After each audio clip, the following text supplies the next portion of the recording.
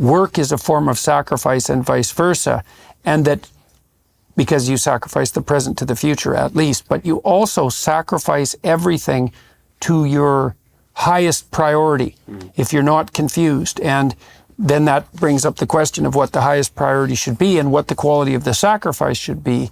And the answer to that psychologically is it should be the highest possible quality sacrifice to the highest possible thing, because otherwise you have to ask yourself, well, why would you bother doing it? So it's easy to dismiss these ideas of burnt offering as primitive superstition, but there's an idea behind them that's it's unbelievably deep and profound, and also the idea that life requires sacrifice to continue in its utmost form, and that the sacrifice should be voluntary, and that even it should extend in some sense, and has to the sacrifice of the innocent. I mean, that's an extremely profound and also very problematic idea, but it can't be just hand-waved away. And there's a manner in which, if you take that fractally and you apply it to little things or to purposes in general, there's a manner in which the purpose will always know the quality of your sacrifice, right? Because what you do, the quality of what you do will attain or not the purpose. Right. Like the world will hit you back. You can pretend with people, you can lie, you can deceive, but if you're trying to be a good basketball player and you don't make the sacrifices, you're not going to be a good basketball player. That's what's going to happen. Yeah, well, and that's another indication of the intrinsic logos of the world. And we also know this deeply, I would say, inside ourselves, because people know perfectly well that their conscience can torment them.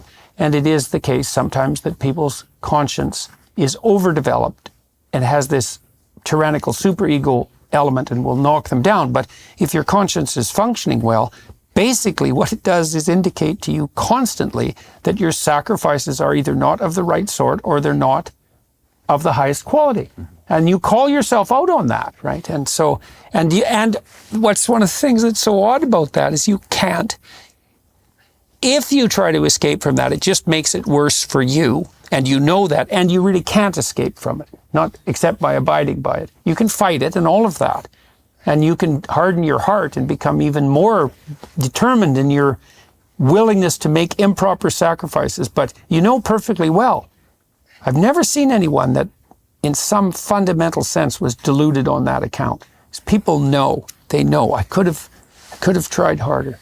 By the way, is it your theory then, in light of all these days and that subject of sacrifice, do you feel that we are net losers religiously, morally, theologically, net gainers, or neither, having no more sacrificial system? Well, I think we do still have a sacrificial system. I mean, I asked my students all the time in my Maps of Meaning class, a lot of them were children of first-generation immigrants, often Asian. I said, what did your parents sacrifice to come here? Well, it's like they knew exactly what that meant, and they knew exactly, generally, what they had sacrificed as well. And so we've spiritualized it in some sense, and partly what you see in the entire biblical corpus is the spiritualization, the psychologization of a sacrificial practice. But very specifically, and I don't have an answer. I mean, the fact that we don't act it out. The actual carnal representation of sacrifice, is that a loss that we don't have that? It's a very good question. I mean, part of the question that Jonathan and I have been debating back and forth constantly is, and part of the question that this book raises is, to what degree does what's become abstract still need to be represented in image and action, right? Right. How much does it have to be ritualized? Yeah, and but the there answer is still, I mean, in Jewish tradition, there is still, even though it's not a killing of an animal, there still is a ritualized aspect to the sacrifice. Is there some kind of giving, like giving money or giving something which becomes like a... Judaism,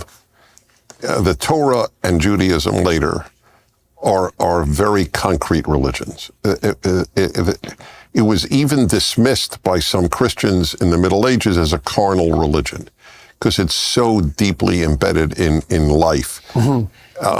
So, yes, the abstract is less important than the concrete in many ways in the Torah and in Judaism.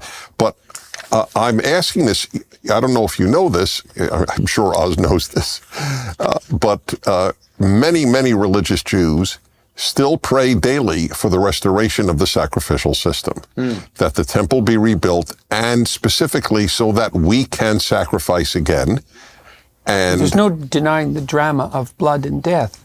right, so you would not dismiss that prayer as odd. I tend not to dismiss anything that's extraordinarily peculiar out of hand, right? Because there's usually something lurking underneath it. But I mean, in Christianity, obviously, you still have a sacrificial... We believe we still have the sacrifice. We participate in the sacrifice of Christ. Right, It's not a... It's not a repeated sacrifice, though, isn't it? It is a participation, a perfect memory in the participation of the sacrifice of Christ. It is an unusual period. AD 70 is when it disappeared, isn't it? Right. Destruction of the temple.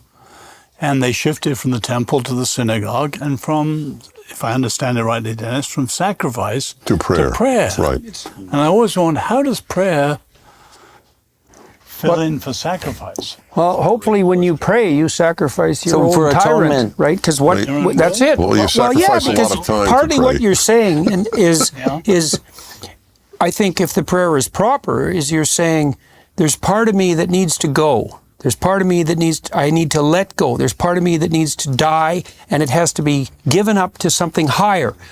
What part of it is of me has to go? And there's a contemplative aspect to that, and you look to the highest to help guide you in that. So there's a discriminating spirit within you that can help separate the chaff from the wheat, and the offering up of the chaff is the sacrificial gesture, and so that can be transformed into prayer.